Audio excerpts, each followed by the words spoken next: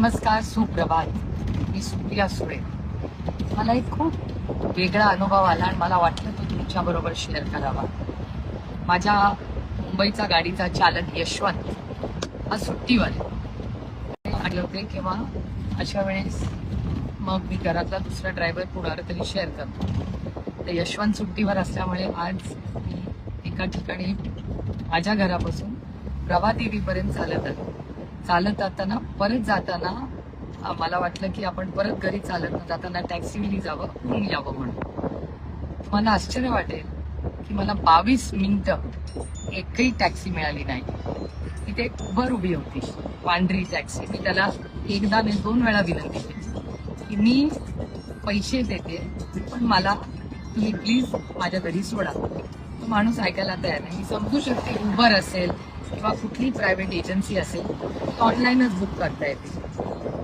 पण मला हा मनात प्रश्न येतो की जर उबर मोकळीच असेल, आत्ता त्याला गिराईक नसेल, तर त्यांनी जर गिराईक मिळाला तर तो घ्यावा का नाही घ्यावा हा एक मुद्दा माझ्या मनात आला.